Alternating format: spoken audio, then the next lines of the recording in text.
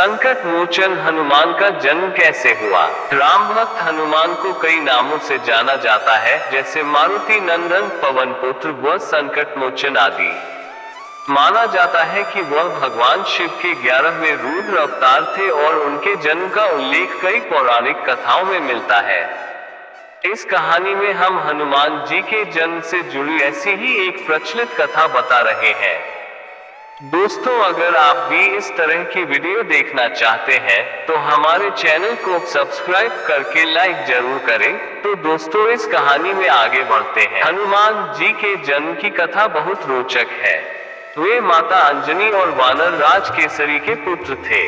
माना जाता है कि उनका जन्म कोई साधारण संयोग नहीं था, बल्कि देवतागण, नक्षत्र और सारे भगवान के आशीर्वाद से पृथ्वी से पाप का विनाश करने के लिए हुआ था। मान्यताओं के अनुसार माता अंजनी को यह वरदान मिला हुआ था कि उनका होने वाला पुत्र शिव का अंश होगा। इसके अलावा एक मान्यता ये भी है कि जब बजरंगबली का जन्म हुआ था, उसी समय रावण के घर भी एक पुत्र ने जन्म लिया था। ये संयोग दुनिया में अच्छाई और बुराई का संतुलन बनाए रखने के लिए हुआ था। दरअसल बात सतयुग की है, जब माता अंजनी एक जंगल में बैठकर पुत्र प्राप्ति के लिए भगवान शिव की पूजा कर रही थी। दोनों हाथ जोड़कर और आंखें बंद करके आराधना में लीन थी। तभी उनकी सामने रखी कटोरी में थोड़ी सी खीर गिरी। माता अंजनी ने जब उस खीर को देखा तो उन्होंने उसे प्रसाद समझकर सेवन कर लिया। दरअसल जब माता अंजनी जंगल में पूजा कर रही थी, तब वहां से दूर अयोध्या में राजा दशरथ भी पुत्र प्राप्ति के लिए शिव यज्ञ करवा रहे थे। उस हवन में अग्निदेव ने प्रकट होकर राजा दशरथ की तीनों रानियों को एक कटोरी खीर दी।